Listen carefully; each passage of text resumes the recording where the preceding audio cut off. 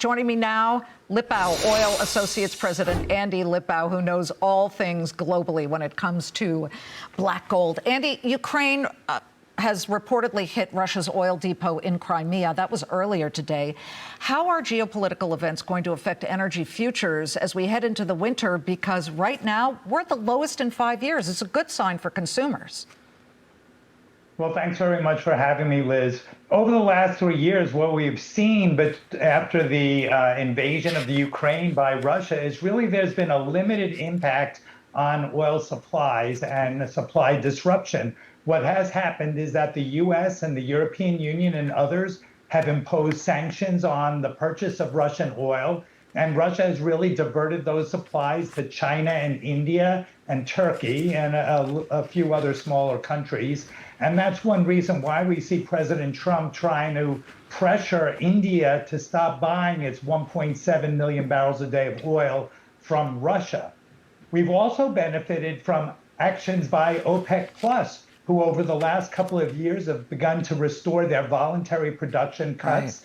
Right. The first tranche was 2.2 million barrels a day of restoration, and now they're in the midst of restoring another 1.65 million barrels a day over the next 10 months. And this has added to a huge glut at the same time that U.S. oil production hit an all-time record of over 13.6 million barrels a day in June.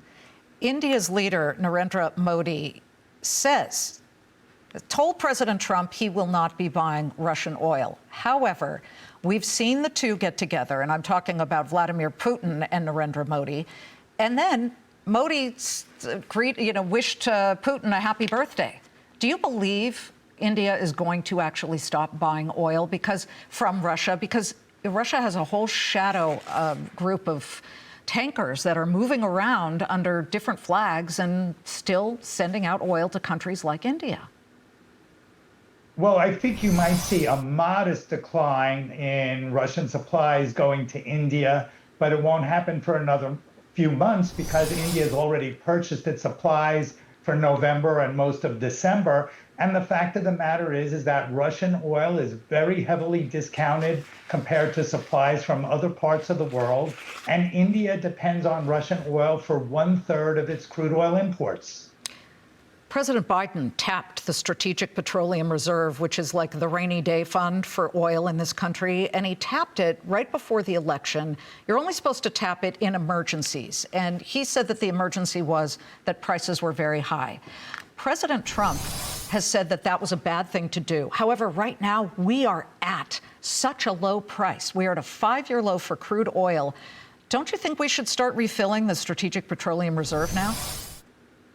Well, we actually have been refilling the petroleum reserve over the last year or so. You can see that the inventory has now crept up to about 407 million barrels.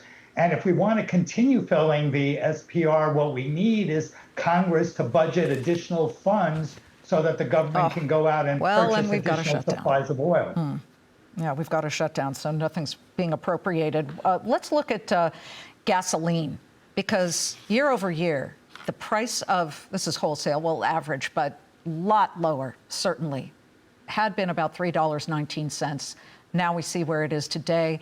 And the point is that this may be great for consumers, but oil companies and investors in oil, tell me how you expect them to play out, because these are not exactly opportunities where investors can say, oh, great, they're getting more for each barrel that they produce.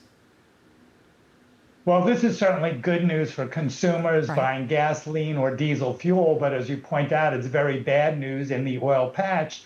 And we've seen that reflected in a significant number of layoffs, whether it's from ExxonMobil, BP, Chevron, or the service providers such as Halliburton or SLB. And if all of those large companies are laying off personnel, there's a knock-on effect to the contractors that are servicing those big companies, as well as the small companies that are supporting the employees. I think about the sandwich shops or the donut shops or just, the consumer goods that they would buy. These employees need to cut back on their discretionary spending. So it's going to be very difficult in places like West Texas or New Mexico especially in Texas, where oil production is well over 5 million barrels a day. And New Mexico oil production, which may surprise a lot of people, is over 2 million barrels a day. Andy, it's a good thing to have a glut of oil because it keeps prices down. It's certainly good for the consumer, and I don't hear anyone complaining about the price of gasoline, which I expect to drop below $3 a gallon on a national average sometime next week. Next week, below $3, national average. You heard it here first. Let's see if it plays out. Andy, thank you.